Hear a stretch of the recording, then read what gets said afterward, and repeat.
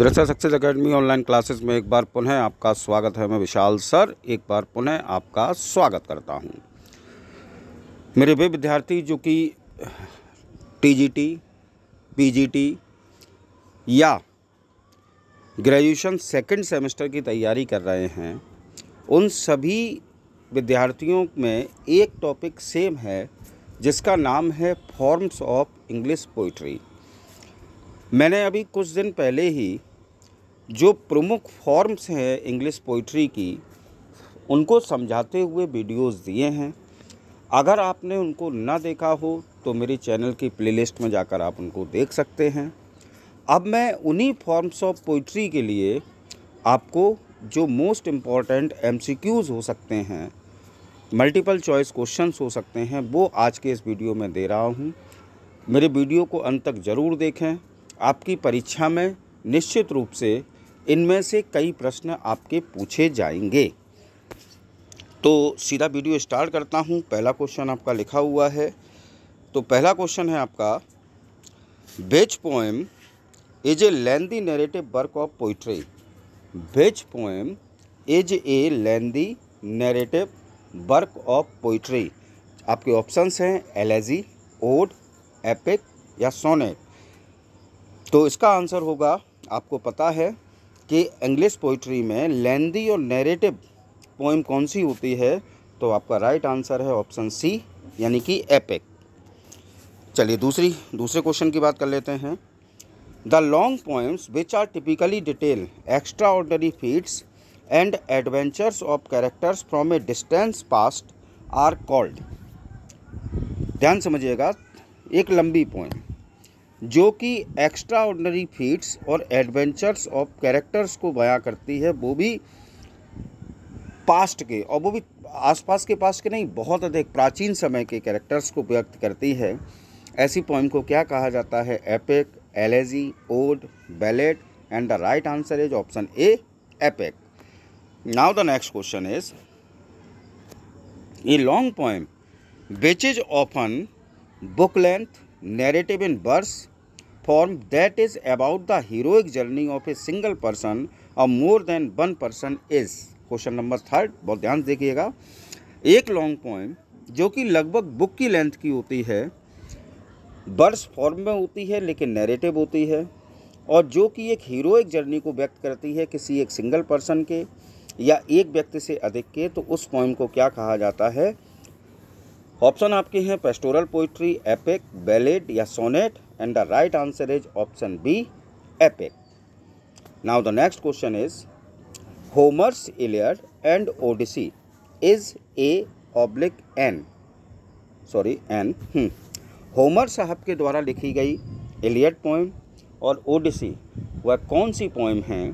Epic है, elegy हैं, odd हैं या बैलेड हैं? And the right answer is option A, epic. Now the next question is,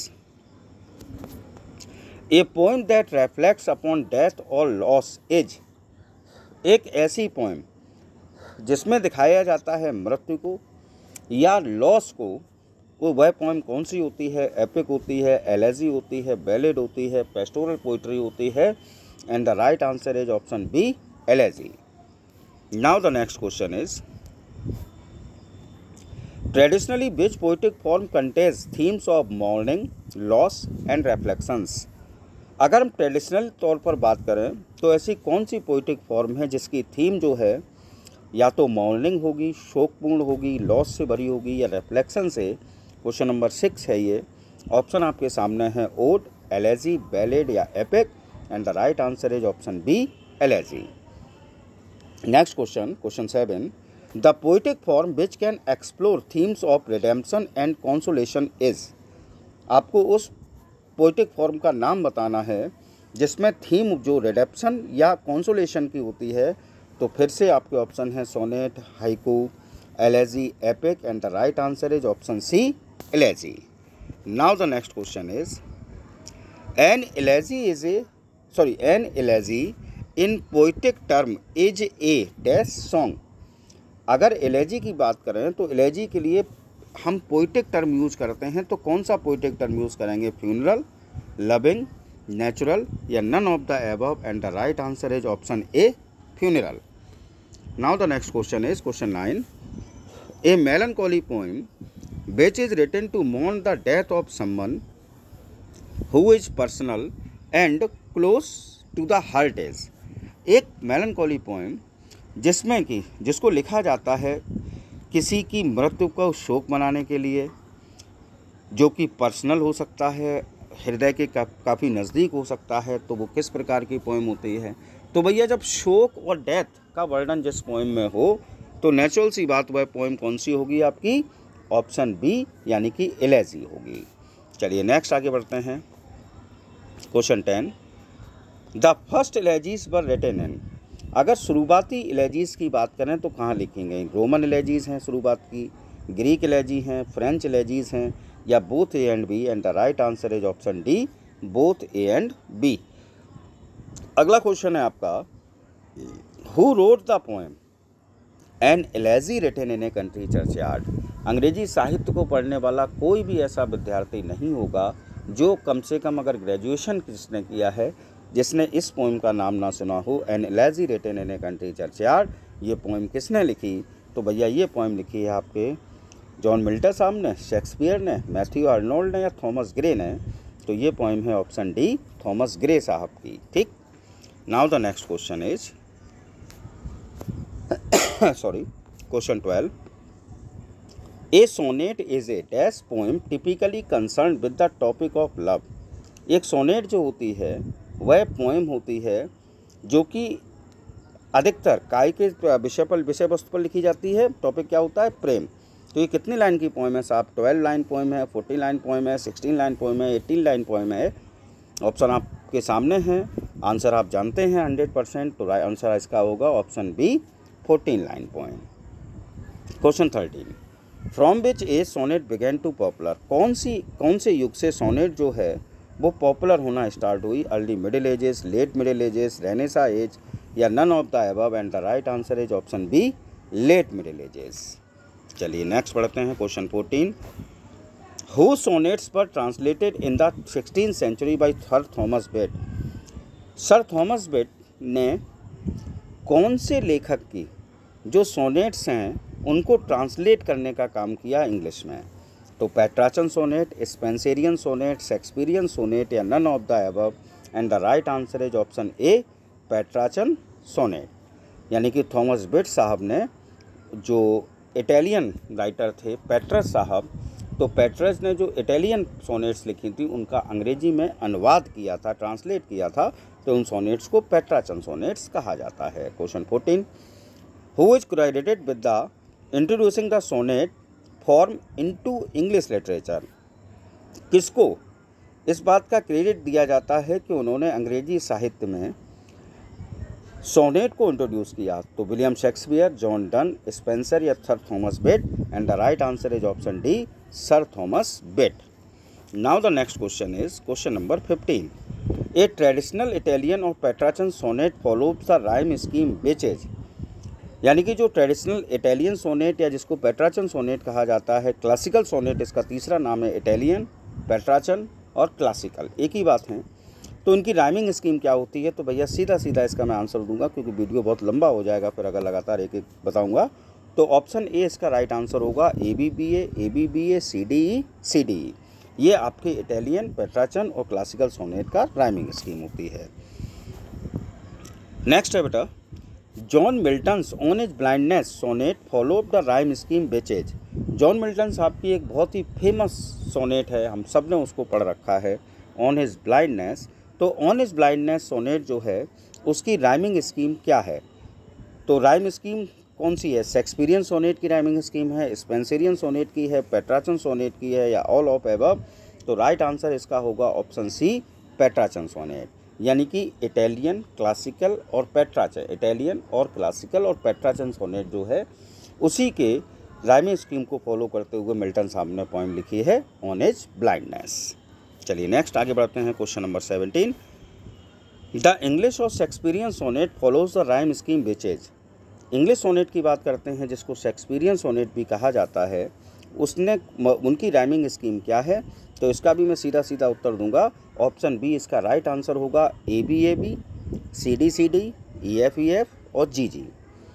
question 18, ode is much like A या N. Odd जो है वो बहुत अधिक किसकी तरह है? एपिक की तरह, सोनेट की तरह, एलेजी की तरह, बैलेड की तरह। तो ऑप्शन सी आपका राइट होगा, एलेजी, यानी काफ़ी रिजेम्बलेंस है ओड और एलेजी में। नेक्स्ट आगे बढ़ते हैं। A poetic form which is a tribute to its subject although the subject need not to be dead और इवन सेंटिएंट एज। एक पोइटिक फॉर्म जिसमें ट्रिब्यूट दिया जाता है उसके सब्जेक्ट को, हालांकि सब्जेक्ट जो है उसको मतलब डेड या सेंटिएंट की आवश्यकता नहीं होती, तो वो कौन सी है? ओड है, एलेजी है, सोनेट है या एपिक है? तो ऑप्शन ए आपका राइट आंसर है क्वेश्चन नंबर 19 का, ओड। चलिए आगे बढ़ते हैं। Next question number 20, ode is after Greek letter served by which poets to convey their strongest sentiments. अगर ग्रीक की बात छोड़ दी जाए और अंग्रेजी साहित्य में बात की जाए, तो अंग्रेजी साहित्य के कौन से ऐसे एज के लेखक हैं जिन्होंने कि अपने स्ट्रॉन्गेस्ट सेंटिमेंट्स, यानी कि बहुत अधिक आप कह सकते हैं स्ट्रॉन्ग जो भावनाएं हैं उनको व्यक्त करने के लिए ओड के माध्यम से पोइम्स लिखी हैं? तो रोमांटिक एज के poets, metaphysical poets, Elizabethan poets या Victorian poets. And the right answer is option A, romantic poets. चाहे वो विलियम वर्ड्सवर्थ साहब रहे हों, चाहे आपके जॉन कीट्स साहब रहे हों, चाहे पी.बी. शेली साहब रहे हों, इन तीनों ने अपनी सेंटिमेंट्स को, अपने स्ट्रॉन्गेस्ट सेंटिमेंट्स को व्यक्त करने के लिए ओड्स का माध्यम चुना है। Question 21, which can be generalized as a formal address to an event, a person और ए थिंग नॉट प्रेजेंट। कौन सी ऐसी पोएम होती है जिसमें कि फॉर्मल एड्रेस व्यक्त किया जाता है किसी इवेंट को, किसी पर्सन को या किसी वस्तु को जो कि उपस्थित नहीं होती? सोनेट, एपिक, एलेजी या ode? And the right answer is option D, यानी कि ओड।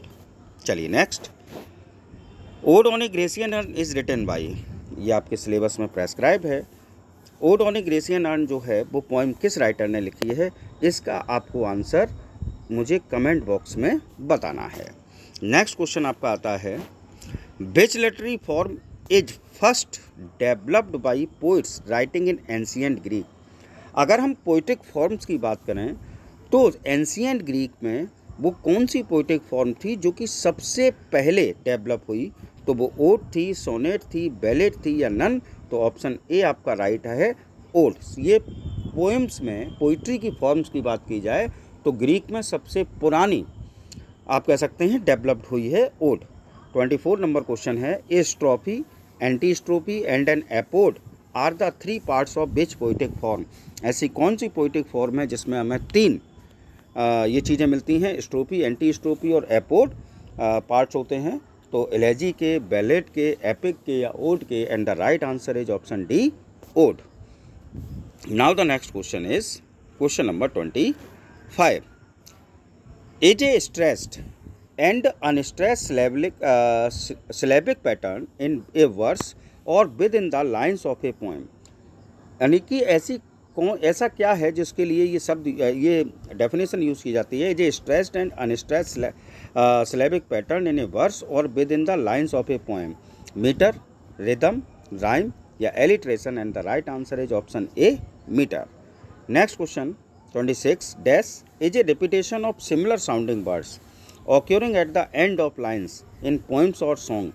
यानी कि पोएम्स या सॉन्ग के लाइन्स के अंत में जो सिमिलर साउंडिंग वर्ड्स आते हैं उनको क्या कहा जाता है? मीटर कहा जाता है, राइम कहा जाता है, एलिट्रेशन कहा जाता है या रिदम कहा जाता है? तो ऑप्शन बी आपका राइट है, rhyme. Next question 27, the poetic form that is written today is defined as a short poem expressing the thoughts and feelings of a single speaker.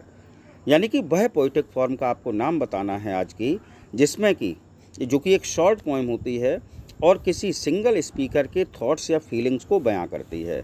Odd है, सैटायर है, lyric है या ballad है? तो भैया option C आपका right answer होगा, lyric. Now the next question is question 28, the lake isle of Innisfree by W.B. Yeats is a dash poem जो सेकंड सेमेस्टर के स्टूडेंट हैं उनके सिलेबस में ये पोइम है। तो the lake isle of Innisfree poem जो W.B. ईट्स ने लिखी है वह किस प्रकार की पोइम है? लिरिक है, बैलेड है, सोनेट है, ओड है, and the right answer is option A, lyric. Now the next question is in dash the poets praise people, natural scenes and abstract ideas.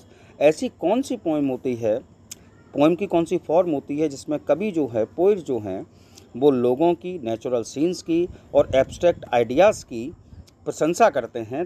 तो ballad, lyric, sonnet, ode, option D आपका right answer यानी कि ode. Now the next question is 30। A poetic form in which a person is speaking to himself और to an imaginary listener dramatically to reveal specific intentions of his action.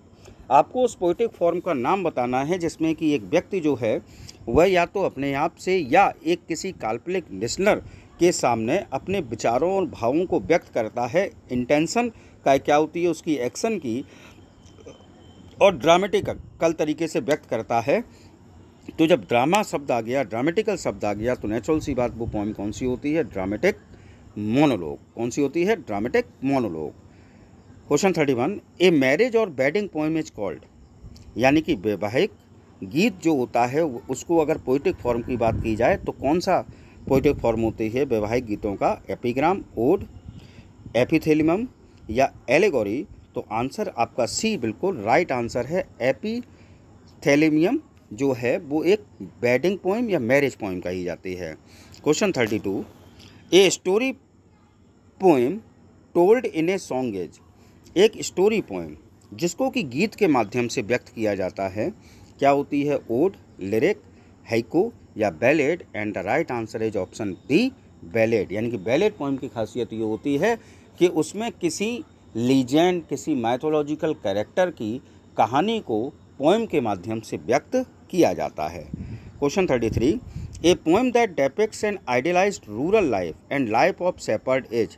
आपको उस पोइमेटिक form का नाम बताना है जिसमें कि एक आदर्शवादी ग्रामीण जीवन और या किसी शेपर्ड के जीवन को व्यक्त किया जाता है। तो वो कौन सी होती है? कैंजोन, इडिल, बैलेड या डायर्ज? तो ऑप्शन डी आपका राइट आंसर है।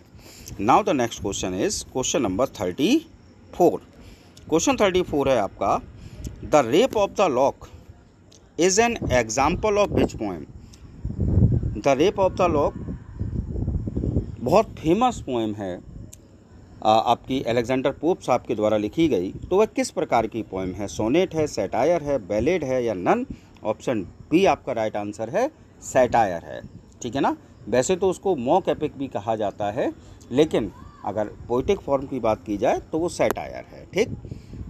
35 number. A short Japanese poem of 3 lines which evokes elements of nature is called. यानी कि जापानीज एक शॉर्ट पोएम, जापानी पोएम होती है जिसमें 3 लाइन्स होती हैं जो कि नेचर के एलिमेंट्स को इवोक करने का कार्य करती है। उस पोएम को क्या कहते हैं साहब? तो उस पोएम को कहते हैं हाइकू। क्या कहते हैं? हाइकू। तो आज के इस वीडियो में मैंने आपको 35 मोस्ट इम्पॉर्टेंट क्वेश्चंस दिए हैं related two forms of poetry, और ये आपके बहुत काम आने वाले क्वेश्चंस हैं। इसमें कई क्वेश्चन मैंने ऐसे लिख दिए हैं आपको जिनमें कि आप ये कह सकते हैं कि उन पोइटिक फॉर्म की डेफिनेशन है। तो चाहे आप क्वेश्चन याद कर लीजिए, चाहे डेफिनेशन याद कर लीजिए, आपको एग्ज़ाम में बहुत फ़ायदा होने वाला है। मेरा वीडियो अंत तक देखने के लिए बहुत बहुत धन्यवाद। और यदि आपको मेरा वीडियो पसंद आया हो तो प्लीज़ लाइक, कमेंट और शेयर अवश्य करें। और यदि अब तक आपने मेरे चैनल को सब्सक्राइब नहीं किया है तो please subscribe my channel. Thanks for watching. जय हिंद, जय भारत।